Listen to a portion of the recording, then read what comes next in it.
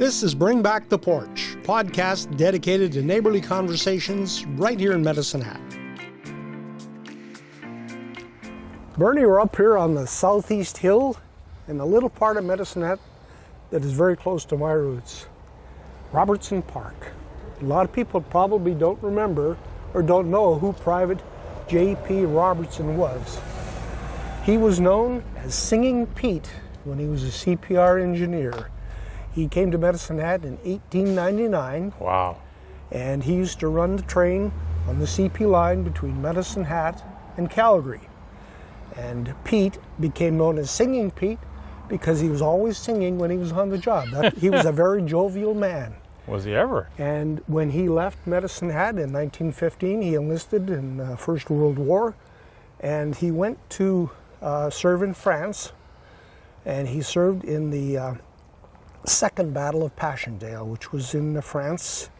He was awarded the Victoria Cross for conspicuous bravery capturing the German machine gun nest in 1917. Wow. A bloody, cold battlefield, Passchendaele, and his efforts are ever remembered by this park. And when you were a child... Oh, this park holds a lot of memories for me, and we'll just kind of walk along. We'll walk here around and you're going to tell us what the memories are. Yeah. Now, as a child, I remember there used to be a swimming pool here. And why I remember there was a swimming pool here was because that house across the alley there, it was where my roots in Medicine Hat started. That was the house that my grandfather owned with my grandmother. He was a CPR engineer as well, just like Pete Robertson. And I always used to think it was so neat that when I came to visit my grandfather, he had a swimming pool in his backyard. Look at that guy. Yeah, how cool was that? And I remember coming here, dipping my toes in the pool as a little toddler. And this park always held fond memories for me. Now, I'm not sure when they removed the pool itself, but this park holds a lot of memories for me.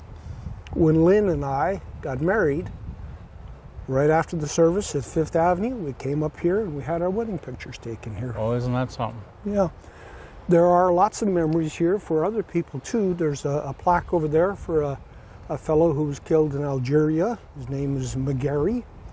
And there's also a stone there with a plaque that commemorates the work that the Kiwanis Club did in establishing this park in 1967 as part of their centennial project. I always remember it as what it is right now. So that, I was born in 59, but my Uncle Dave lived close to here. He wasn't really my uncle, but he was the roadmaster for the CPR. And, but I always remember it as this, but that's interesting. Yeah. And it has been well maintained over the years. Very much. There's actually a walking path if you walk around. Playground for the children over there as well. And but I'm sure a lot of people don't really know who Pete Robertson was. Not a clue. So no. That's one of the things that we are going to try to, with this next series we're going to start. As we get into November, we remember, and we're going to remember Private Pete Robertson of Medicine Hat. Yeah, good job. Yeah. A lot of people would have no clue, but they'll like to hear it. Lest we forget. Yes. That is the house that my grandfather moved into with my grandmother back about 1912, I think it was, in that era. They raised 4 children in that house. One of them was my mother. That's the first house that I ever lived in Medicine Hat as well. At once upon a time, my grandmother used to raise chickens in the backyard.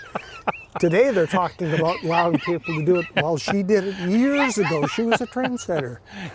And the other nice thing is that this house that you can't really see from here, but there was an empty lot next door. And that was also my grandfather's, and that was their garden. And really? They grew all kinds of things there. Oh, I bet. He even grew a lemon tree in Medicine Hat. But the nice thing about that garden was when Roloff Benny, who also was in this neighborhood as a young child, he would come and sit in the garden and paint the flowers. Wow. Yeah. Now the house next door here The white and green house belonged to George Davison.